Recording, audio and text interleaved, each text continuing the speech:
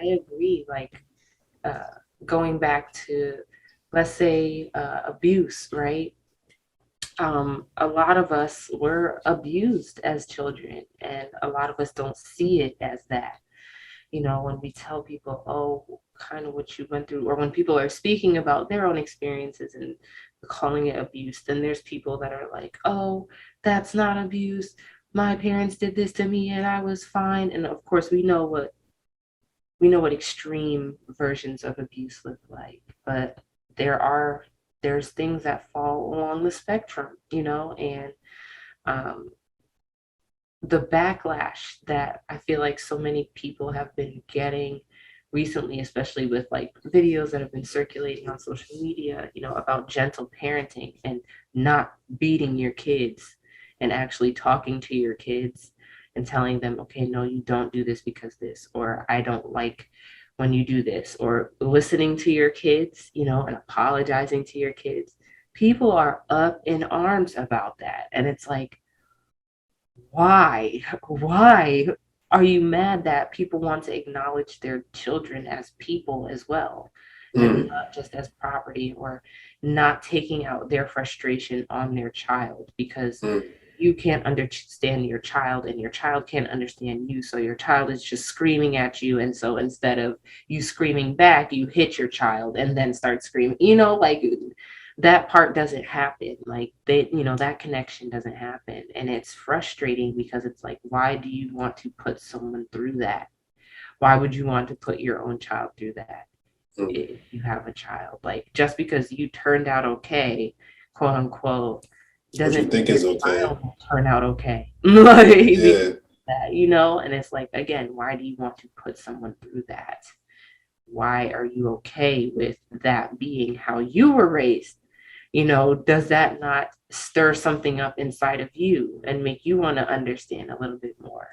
I can definitely say, getting older, you start to understand where certain things begin.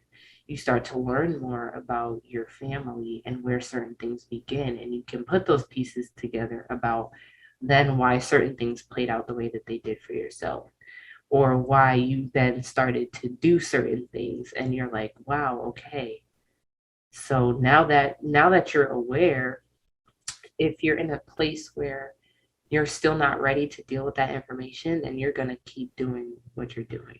But if Mm. you're in a place where you're like, okay, I don't want to do this anymore, like ever. Like, I don't want to do this to the generations after me. Like, I don't want this to be something that continues.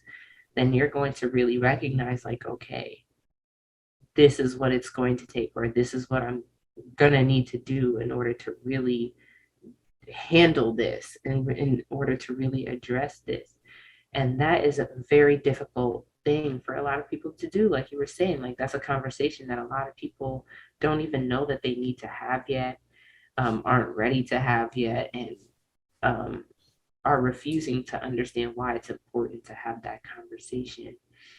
So a lot of the, you know, unlearning again starts at like the individual level first, and recognizing, like, reaching that level of frustration with yourself where you're like, okay, I can't keep doing this, so why do I keep doing this?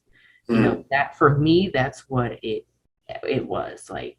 There was certain things that just kept happening over and over, and I was like, I know that I don't want this anymore, but why does this keep happening?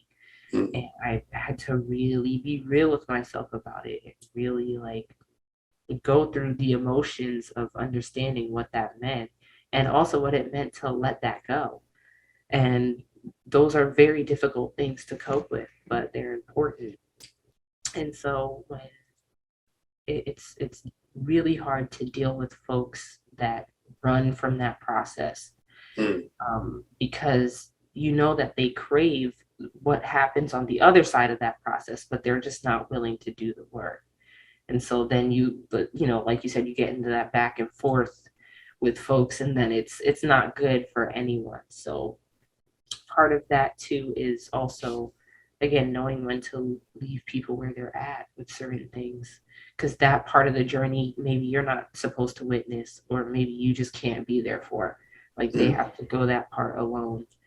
And if they do, then that's great. If they don't, then that's something that they have to keep dealing with, like, but understanding that,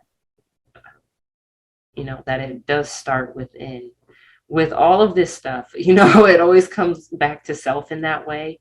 And not to say that you are the all-knowing source, but everything does have to start with you, where you have to recognize these certain things within yourself first, before then you can see it in others, and then before you can see if they're willing to do the work or not.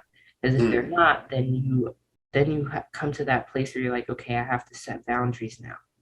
I can't be here, or you can't be here, you know. And that comes further down the line. But acknowledging that, okay, there's something going on here, and I have to do something about it. Like I have to do something for myself about this, because I don't like how this is going again and again and again. Because that's what it is, repetitive actions, repetitive cycles that leave you either where you already were or further back, and you're trying to move forward. So it's like that space is there to learn that lesson, but you have to be willing to learn that lesson and look within. mm. We're kind of like the first generation in a while to be like, nah, that's wrong. Like, Right. so it sounds crazy to people, but then those are the extreme cases. Some of the more things that you could be overlooking, that's like, having you in this loop that she was just referring to, is like, um it could just be as simple as, the everyday stereotypical growing up in the hood. And you could be in a house that's stable. Like, everybody hates Chris. He lived in the hood, but Mm-hmm. you had a stable house. But the fact that you walk past a crackhead, the fact that you have to see this on your journey, the fact that you may deal with, or just things that you see. I won't even say deal with, nobody's bothering you, nothing. Just seeing that can mess up your mind. And I didn't learn this kind of stuff until I took this lifespan class in college. It was like something I took by accident. Um, and when they were talking about people in the army and like PTSD and stuff, and I'm saying, like, I've seen people get shot all the time. Or when I would be in like dorms having conversations with people, we talk about growing up.